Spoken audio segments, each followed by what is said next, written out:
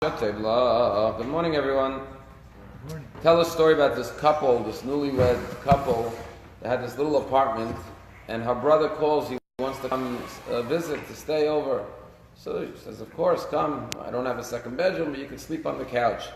He stays 1 day, 2 days, 3 days, a week. After 2 weeks of not going anywhere, the husband says to his wife in the bedroom one night, you know, I love your brother. He's like my brother, but it's been here 2 weeks. We're a newlywed couple. We need our privacy. He doesn't seem to be going anywhere. He's here for already 2 weeks. What are we going to do? So she says, I don't know what to do. It's my brother. I can't kick him out. So he says, I'll tell you what we'll do. Tomorrow night at the dinner table, we'll get into a conversation about politics. We'll start arguing. Next thing you know, we'll be raising our voices at each other. And then I'll turn to him and I'll say, who do you think is right, me or your sister? Of course, he'll take your side because he's your brother. And once he takes your side, he no longer will feel comfortable sticking around the house, and he'll leave on his own.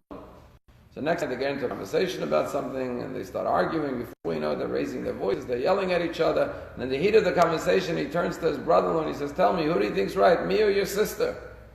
He looks at his sister, he looks at his brother-in-law, he looks at his sister, he looks at his brother-in-law, he says, I think I want to stay another 2 weeks.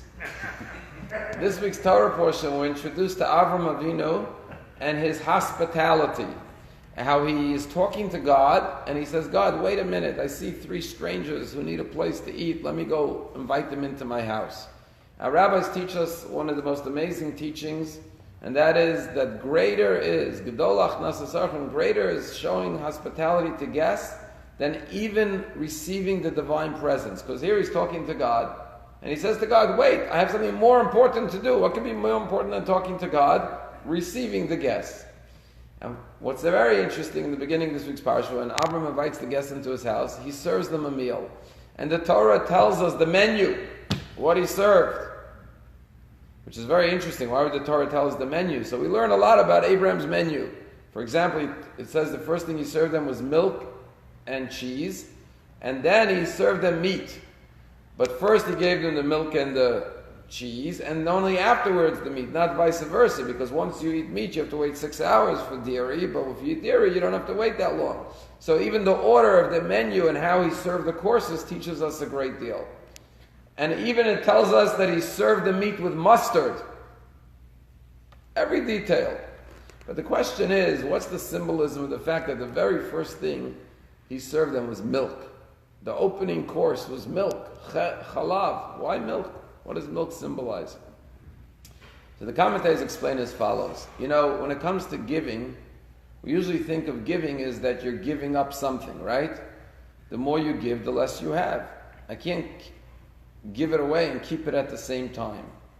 But there are certain things in life that the more you give, not the less you have, the more you have. Take, for example, love. The more love you show someone, the more love you have in your life. The more knowledge you share with others, the more knowledge you gain. In spiritual matters, the more you give, the more you have. And therefore, when you look at milk, milk is very unique.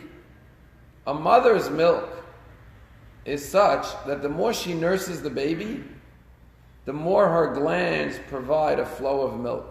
The minute the mother stops giving the baby the milk, that's when her glands dry up and she stops receiving. And that's why the first thing a child does when they come into this world is nurse from the mother, because the first lesson they have to learn in life from their mother's breast milk is, in life the more you give, the more you will receive. But if you stop being a giver, then you will stop receiving. And that's why the first thing Abraham serves his guests is milk, because he's trying to say to them the following. Sometimes a guest comes to your house, he's not comfortable. He feels like he's intruding on your privacy, he's eating your food, he's taking away from whatever it is that you have. So your guests don't feel at home. How do you make your guests feel at home? By serving them the milk and saying, look, you're doing me a favor by coming here. Because the more I give, the more I share, the more I receive. And so you're the giver and I'm the receiver. As the Talmud says, more than the master of the house does with the poor person does with the master of the house. And that's symbolically why he began his meal with milk, to show them you could feel comfortable because I want to give, because the more I give, the more I will receive. As someone once famously said, you make a life, you make a living by what you get. You make a life by what you give.